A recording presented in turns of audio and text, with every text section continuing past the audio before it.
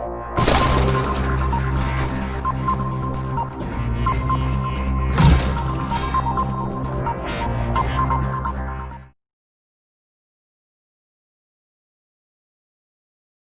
Students, आप सभी का मेरे यूट्यूब चैनल पर स्वागत है। आज हम एक्सरसाइज 5.1 का क्वेश्चन नंबर फर्स्ट का 4 सॉल्यूशन करने जा रहे हैं, जो यहाँ पे दिया गया है कि the amount of money in the accounts every years when 10,000 deposited at the compound interest at the 8% per annum. फिर उसके बाद लिखा हुआ है कि the list of numbers involve make the arithmetic progression. जो भी लिस्ट बनेगा उसको अर्थमेटिक प्रोग्रेशन में यहाँ पे कन्वर्ट करना है, जो भी नंबर्स मिलेगा। तो यहाँ पे सिंपल देख रहे हो आप, 10,000 डिपॉजिट करना है, तो ये हमारा प्रिंसिपल अमाउंट हो गया। क्लास नंबर 8th में हमने पढ़ा था और 7th में भी पढ़ा था। तो प्रिंसिपल अमाउंट हमारा 10,000 हो गया। Rate of interest per annum कितना है, तो 8% है, तो ये हो गया आर की वैल्यू। और इसके बाद यहाँ पे कंपाउंड इंटरेस्ट दे रहे हैं, तो कंपाउंड इंटरेस्ट मतलब एवरी ईयर्स के लिए जो है हम लोग यहाँ पे कंपाउंड अमाउंट्स निकालेंगे, जो हमारा नंबर ऑफ लिस्ट बनेगा, राइट। तो यहाँ पे हो गया प्रिंसिपल और ये हो गया rate of interest. Compound interest निकालना है, इंटरेस्ट यूज़ करके हम लोग को यहाँ पे कंपाउंड अमाउंट निकालना है। तो कंपाउंड अमाउंट का फॉर्मूला लिख लेते हैं। तो कंपाउंड अमाउंट का फॉर्मूला होता है CA equal to P bracket in 1+R/100 power of n। अगर जो है ये ईयरली का फॉर्मूला है, क्योंकि यहाँ पर एनम बोला था, तो ये ईयरली का फॉर्मूला लिखा है। और क्लास नंबर 8 में आपने अच्छी तरह से पढ़ा था। अगर ये क्वार्टरली होता, क्वार्टरली मतलब 6 मंथ का होता, तो एवरी 6 मंथ पे इंटरेस्ट काउंट किया जाता, तो इंटू 2 यहाँ पे आ जाता और इंटू 2 यहाँ पे आ जाता, राइट। तो बट यहाँ पे ईयरली था, इसलिए हमने फॉर्मूला ये लिख रखा है। अब चलिए स्टार्ट करते हैं। तो 10,000 हम डिपॉजिट कर रहे हैं ना, तो स्टार्टिंग में 10,000 डिपॉजिट कर रहे हैं, तो ये हमारा अमाउंट्स बैंक में तो रहेगा, इसलिए ये हमारा फर्स्ट टर्म हो जाएगा।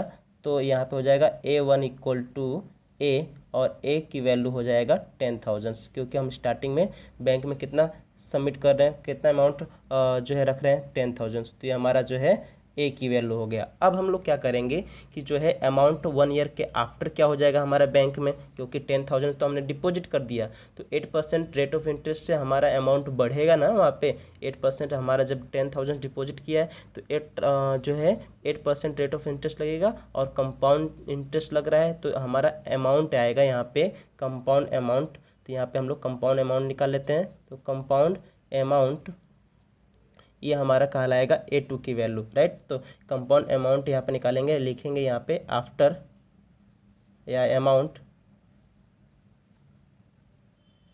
After 1 year. 1 ईयर के आफ्टर अमाउंट्स क्या होगा, तो 1 ईयर आफ्टर जो अमाउंट्स होगा उसको हम लोग बोलेंगे A2। और यहाँ पे जो अमाउंट निकलेगा वो किसके अकॉर्डिंग निकालेंगे, तो हम लोग कंपाउंड इंटरेस्ट का फॉर्मूला लगा कर निकालेंगे। तो कंपाउंड इंटरेस्ट का फॉर्मूला हमने यहाँ लिख रखा है, तो डायरेक्टली वैल्यू पुट कर देते हैं। तो हमारा इसके पहले जो 1 ईयर आफ्टर बोला है ना, तो स्टार्टिंग में कितना अमाउंट था, 10,000 ना, तो उसी के ऊपर 10,000 के ऊपर ही इंटरेस्ट लगेगा। तो 10,000 से यहाँ प्रिंसिपल हो गया,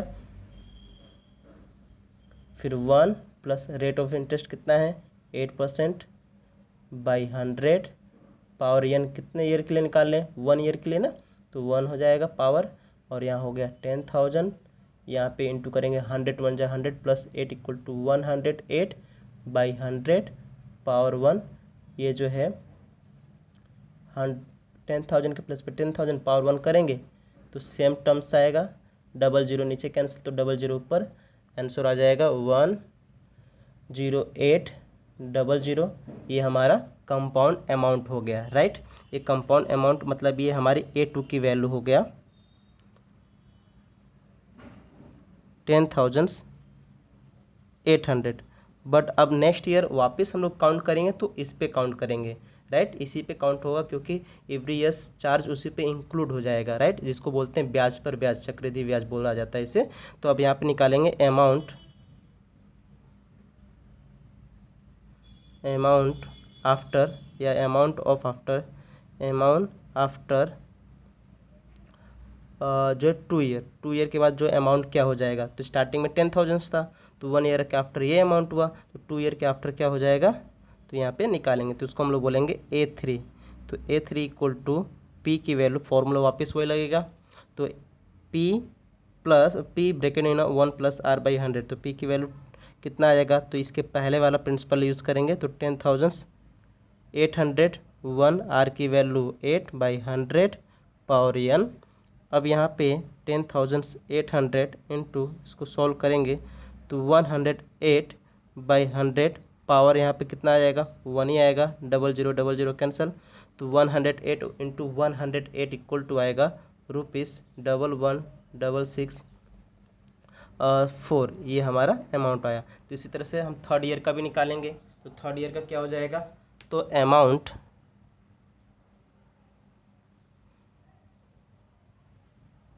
आफ्टर 3 ईयर, 3 ईयर के आफ्टर अमाउंट क्या हो जाएगा, तो हमारा हो जाएगा F4 की वैल्यू। तो F4 इक्वल टू क्या, तो यहाँ पे जो है प्रिंसिपल अमाउंट क्या आ जाएगा यहाँ पे भाई, तो जो अमाउंट था उसी को ले लेते हैं, 11,664 इंटू 1 प्लस r की वैल्यू 8/100 पावर n की वैल्यू 1 हो जाएगा। हम 1 ईयर का काउंट कर रहे हैं, राइट, ध्यान रखना। तो यहाँ पे इसलिए पावर में 1 लिख रहा हूँ, उसको दूसरे तरीके से भी सॉल्यूशन कर सकते हैं।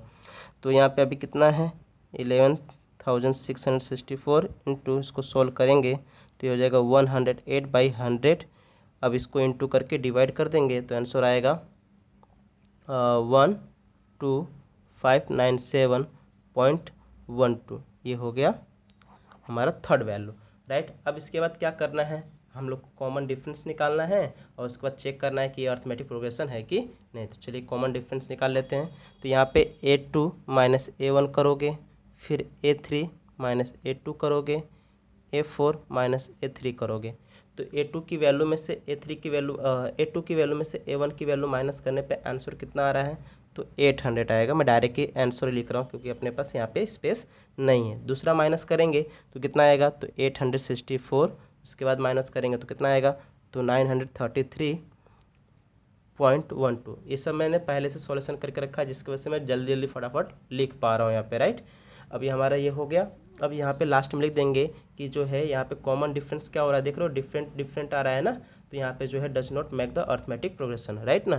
तो यहाँ पे जो भी यहाँ पे इन्वॉल्व हो रहा है, नंबर लिस्ट इन्वॉल्व हो रहा है, वो लिस्ट क्या है, तो जो है अर्थमेटिक प्रोग्रेशन नहीं बना रहा है। तो यहाँ लिख दोगे the list of number involve does not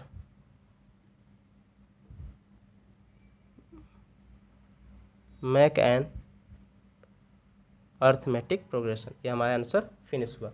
अब चलते हम अगले पॉइंट पे। जो अगला पॉइंट है हमारा 2 नंबर का, वो है write the first 4 terms of AP। First 4 terms AP का लिखना है। तो first 4 term of AP when the first terms A and common difference D are given. यहाँ पे A और D गिवन है। तो चलिए स्टार्ट करते हैं फर्स्ट नंबर क्वेश्चन यहाँ पे। तो फर्स्ट नंबर क्वेश्चन यहाँ पे दिया गया है A equal to 10 and D equal to also 10। दोनों की वैल्यू 10 दिया हुआ है। हमको क्या लिखना है यहाँ पे, तो फर्स्ट 4 टर्म्स लिखना है। तो फर्स्ट 4 टर्म क्या होता है AP का, तो AP का फर्स्ट 4 टर्म होता है A1 A2 A2 A3 A4। ये फर्स्ट 4 टर्म्स हैं, राइट। तो हमको फर्स्ट 4 टर्म्स AP का निकालना है, यानी A1 A2 A3 A4 find out करना है। तो चलिए स्टार्ट करते हैं। तो इसको लिखने से पहले आप यहाँ पे ना nth टर्म का फॉर्मूला लिख लेना। तो nth टर्म का फॉर्मूला क्या होता है, तो an equal to a plus n-1 into D. ये हमारा nth टर्म का फॉर्मूला हुआ। अब यहाँ पे हमको a1 चाहिए, तो इसका फॉर्मूला लिख लेंगे a1 इक्वल टू a, और a की वैल्यू यहाँ पे क्या दिया हुआ है, 10 दिया हुआ है, तो 10 हो गया। तो a1 हमको मिल गया। अब हम निकालेंगे a2 की वैल्यू। तो a2 की वैल्यू क्या होगा, तो a प्लस डी होगा। क्या होगा, a प्लस डी। a3 की वैल्यू क्या होगा, हमको 4 तक निकालना है। तो a1 की वैल्यू a, a2 की value a plus D, a3 की वैल्यू हो जाएगा a प्लस 2d, राइट। अब a4 की वैल्यू क्या होगा, तो a प्लस 3d। अब हमने ये सब डायरेक्टली कैसे लिख दिया, तो भी आपको मैं समझा दे रहा हूँ। जैसे अभी मैंने यहाँ फॉर्मूला लिखा है an equal to a plus n-1 into D. तो यहाँ पे n की वैल्यू जो भी रखेंगे वही n की वैल्यू यहाँ पे भी आएगा। अगर मैंने 1 यहाँ रखा तो 1 यहाँ पे भी आएगा। तो 1 - 1 इक्वल टू कितना होता है 0, और 0 का गुणा d से होगा तो क्या होगा, मल्टीप्लाई करने के बाद वो 0 हो जाएगा। इसलिए सिर्फ बचेगा वो a, तो इसलिए मैंने लिखा a1 की वैल्यू a। अगर मैंने यहाँ पे 2 रखा तो a2 हो जाएगा, और यहाँ 2 रखा तो यहाँ पे भी 2 होगा। तो 2 में से 1 माइनस होगा तो कितना आएगा, आएगा 1। 1 इंटू डी इक्वल टू कितना हो जाएगा d, तो इसलिए यहाँ पे हो जाएगा a प्लस डी। अगर मैंने यहाँ पे 3 रखा, राइट, यहाँ पे 3 रखा तो यहाँ पे भी 3 आएगा। 3 - 1 इक्वल टू कितना होता है 2। 2 इंटू डी इक्वल टू क्या हो जाएगा, तो 2d। यानी जितना रहेगा उसमें से 1 माइनस करके, जैसे अभी यहाँ पे a 10 आ गया तो 1 माइनस करके हम लोग d से मल्टीप्लाई करेंगे। तो 10 में से 1 माइनस हो तो 9, 9 into D equal to 9d। इसी तरह से a4 था यहाँ पे, तो a4 का क्या हो जाएगा, 4 - 1 equal to 3, 3 into D equal to 3d। तो a प्लस 3d हो गया। अब यहाँ पे a1 की वैल्यू हमने a लिखा था तो a का आंसर तो डायरेक्टली रख दिया। अब a2 की वैल्यू क्या आएगा, तो a प्लस डी। तो a की वैल्यू कितना 10, प्लस d की वैल्यू भी कितना, तो 10। तो 10 10 कितना हो गया 20। अब यहाँ पे अगला वैल्यू निकालेंगे तो 10 plus 2 into D, 2 into D, तो 2d की वैल्यू कितना 10। तो क्या हो जाएगा, तो 10 प्लस 2 इंटू 10 इक्वल टू क्या हो जाएगा 20, 20 प्लस 10 इक्वल टू हो जाएगा 30। अब इसी तरह से आगे का a की प्लेस पे 10, अब यहाँ पे 3 इंटू 10 इक्वल टू क्या हो जाएगा 10 प्लस 3 इंटू 10 इक्वल टू हो गया 30, ये हो जाएगा 40। तो हमको a1 की वैल्यू भी मिल गया, a2 की वैल्यू भी मिल गया, a3 की वैल्यू मिल गया, a4 की भी वैल्यू मिल गया। तो हमको सारी वैल्यू मिल गया। तो यहाँ पे लास्ट में लिख देंगे कि first four terms of AP equal to first 4 terms of the AP equal to 10, 20, 30 and 40। ये हमारा आंसर कंप्लीट हुआ। अब हम चलते हैं सेकेंड क्वेश्चन पे। तो सेकेंड क्वेश्चन हमको यहाँ पे और क्या दिया हुआ है, तो a की वैल्यू -2, d की वैल्यू 0। तो इसमें भी सेम इसी तरह से प्रोसेस करेंगे और a4 तक वैल्यू फाइंड आउट करेंगे। तो सबसे पहले हम लोग को यहाँ पे फॉर्मूला लिख देना है। तो an equal to, formula always पहले लिखना है, ध्यान रखना। तो an equal to a plus n-1 into D. अगर फॉर्मूला नहीं लिखेंगे तो हम डायरेक्टली लिख नहीं सकते a1 की वैल्यू a2 की वैल्यू, तो इसलिए हमने फॉर्मूला लिख लिया। अब यहाँ पे फॉर्मूला जो है जो वैल्यू निकालना है वो लिख लेते हैं। a1 निकालना है, a2 निकालना है, a3 निकालना है और a4। तो a1 की वैल्यू फॉर्मूला क्या बन जाएगा, a2 का क्या बन जाएगा, a3 का क्या बन जाएगा। तो a1 इक्वल टू क्या, तो यहाँ पे 1, तो यहाँ पे भी 1। तो 1 - 1 equal to 0, 0 into D equal to 0 हो जाएगा। बचा क्या a, इसलिए a1 की वैल्यू a। a2 की वैल्यू क्या होगा, तो यहाँ पे भी 2, यहाँ पे भी 2। 2 - 1 equal to 1, 1 into D equal to D, right. इसमें 2 में से 1 माइनस हुआ तो 1 आया, 1 का इंटू डी में तो 1d, तो a प्लस डी। अब इसी तरह से इसका क्या आएगा, a प्लस 2d। इसका क्या आएगा, तो a प्लस 3d। चलो a की वैल्यू क्या है भाई, यहाँ पे देख लो। तो a की वैल्यू -2 हो गया। इसकी वैल्यू क्या है, तो -2, d की वैल्यू 0। सॉल्यूशन पे क्या आएगा, -2 ही आएगा। अगला देख लो क्या है, तो a की वैल्यू -2 प्लस 2 की प्लेस पे 2। a की वैल्यू क्या है, d की वैल्यू क्या है, तो 0। तो यहाँ हो जाएगा -2, इसका इंटू इसमें होगा तो ये हो जाएगा 0, और यहाँ पे वैल्यू फिर से क्या हो जाएगा -2। a की वैल्यू क्या है, तो -2 प्लस 3 इंटू डी की वैल्यू क्या है 0।